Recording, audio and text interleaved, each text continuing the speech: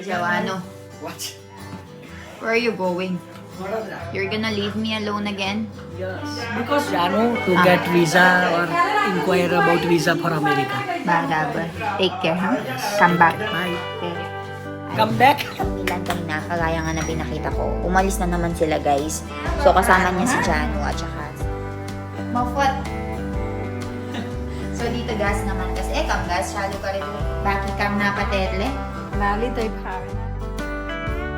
I-distribute daw yan sa sa mga tao na attend ng Shriman or baby shower. So Milan will be explaining it to you later kung bakit. And right now, It's good thing that you get pregnant. na-try them. That's why we have to invite Bada. The small papaya that we was planting, that how big it's now.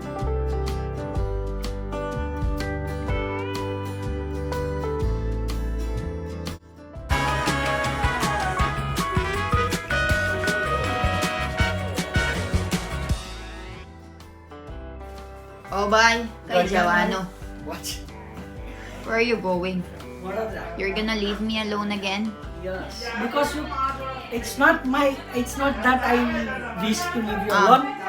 You cannot go. You have to take care of our son. Dapat si. Right? Like la Joanno. Yeah. I I am will just go gonna and be help alone. Janu to get visa or inquire about visa for America. Barabar. Take care, ha? Come back. Bye. Very early. Come back very early.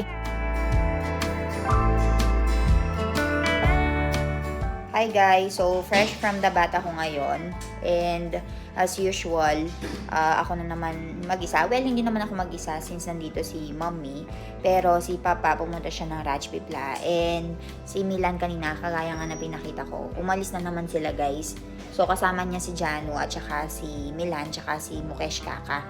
So, pumunta silang tatlo sa Vadodara kasi meron nga silang aasikasuhin doon. And alam nyo guys, minsan namimiss ko din yung paglilibot-libot kasi usually kapag meron ganitong mga lakad, talagang kasama ako.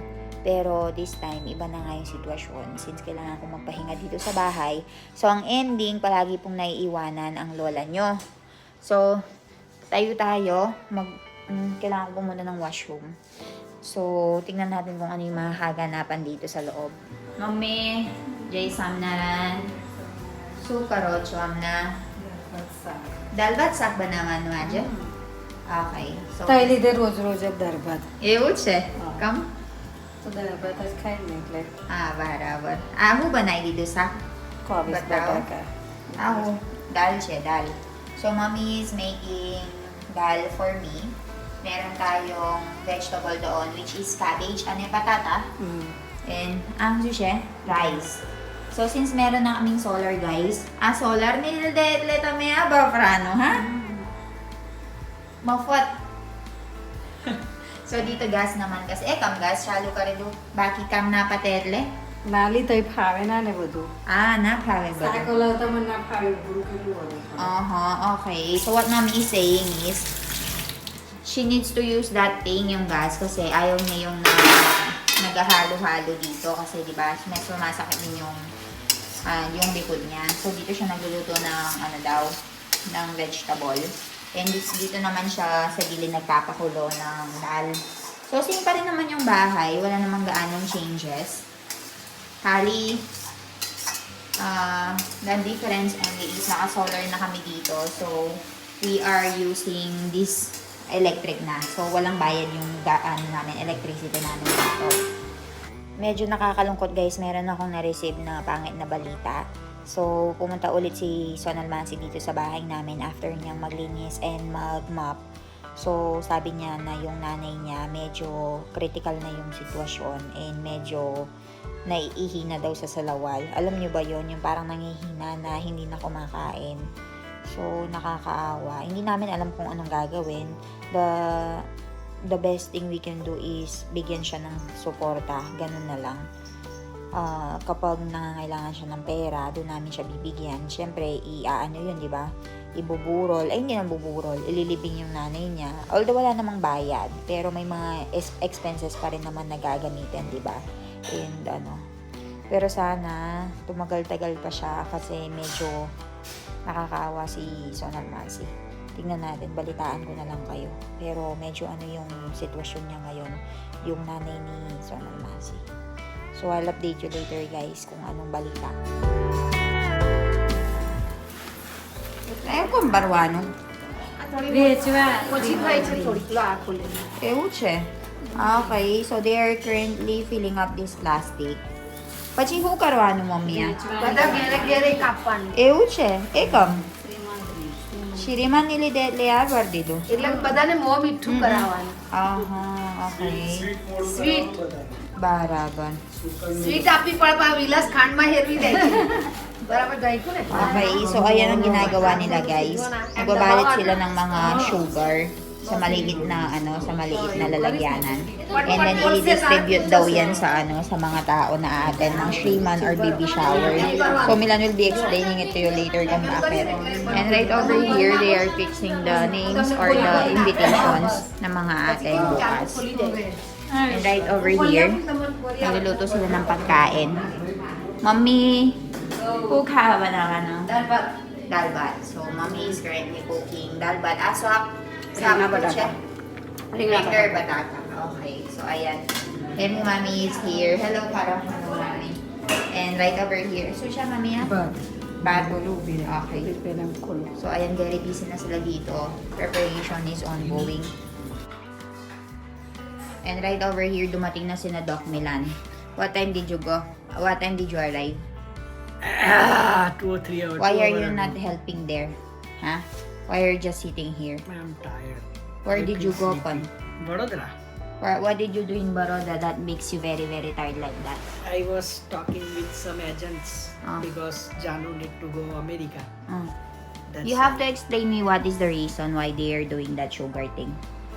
Nothing. It's a good thing. Like it's good thing that you get pregnant, right? And then your pregnancy stay until 3-4 months. So it's like sharing the blessing, sharing the happiness. So it's like sharing sweets. Why we don't Yeah. distribute sweet No, instead of that? right now they only distribute sweet or sugar, which is the common form of sweets, right? Sugar. There's so many So mosquitoes. they will distribute sugar right now. But once if the baby boy come, they will distribute panda. And if the baby girl come, Jollibee. they will distribute jalebi. So, ganun pala siya, guys. It's like, whenever you're experiencing something good in your life, you have to give some sweet to other people. As like, sharing the blessing to them, like, being happy, right? Am I right, Milan? Yes. So it's like we will distribute around 50 kg. So, we'll be distributing 50 to 70 kg 50 to of 75 kg of sugar sa mga atin. All the people who will be attending or all the people in the whole village? all village. All village pala, guys. That's why they are doing that packet. They've been doing it for a while now. Yes, In the morning, they did it also. In the evening also, they are doing it. And right now, everyone is here to write all the names. Because, Milan, come here. Sit here. I noticed that the celebration here doesn't consist only about your family. You have to invite the So many family of your family. Family of family. Very long. It goes It goes very deep. long generation. So Friends. we will prepare our own list, and then we are just waiting for the And list it's of still other short, people. huh? We are still doing Short. Yes. So, ganun siya dito. For example, me, right? I got married to this family. I have to go and invite my whole family Her whole family and her and my uncle's whole side also. family's other family. Yeah. Yung mga relationship nila, guys, yung mga malalapit. So, you have to really think who you will invite or else you will ruin relationship. If you forgot one single person and you did not write them. That's why we have to invite Dada, Ba. That's why all Village the mama. relatives from different village will come to your house and Right, who will they invite? write whose relationship you have that in their village. So you don't forget anyone. That's why. So, ayun, sobrang daming mga ekek bureche, cheche bureche dito. And sobrang dami mong kailangang isipin because they have so many relationship here. So, ayun. And we are doing short only. This If is we short. are doing long, Considered. then it will be at least 1,500, 2,000 people. We are gonna be doing at least 500 to 700 people. 700. And Mohini Bobby already have at least 1,000 people daw. So much. You have to make 1,000 invitation according to the people you will invite and other stuff. 1,000. 1,000 plate. Imagine feeding 1,000 people. So much. Very, very big, very, very big You will occasion. spend money on It's occasion, like marriage, but not no? on your kids. This Shriman is like marriage already. No, marriage it's smaller function. than marriage. Huge. Yes. But In marriage, it's really big. to be honest, guys, when we got married, it was coronavirus So we did time. it very short. We did it very short, people. 200 we are expecting, 500 came. No, Huh? we didn't expect 200. Huh? Nobody come without invitation. Huh? We But we invited 500. Huge. But I only thought it's 200 only. No. So we invited 500 people, but this time it will be 700. Or we will feed the whole village. But we our will main see. relationship combine at least 1,500, 2,000. If we will invite everyone. Around 2,000. But we have to cut off some people, guys. Because we will not fit in the function area. So, ayun. They will stay here for a while. They will eat.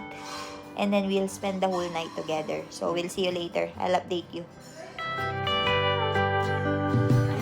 So we are at papaya farm. And can you remember the small papaya that we was planting? That how big it's now. See? New leaves are starting to grow. And that's how we give water, with the pipe. This is like a total of 4,400 plant. I think until that much, 4,400 plant in total, papaya. That's Jaidip.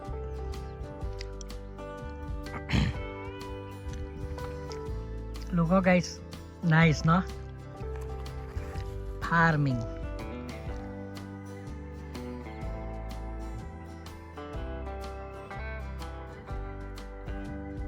After 5 months, it will start harvesting papaya.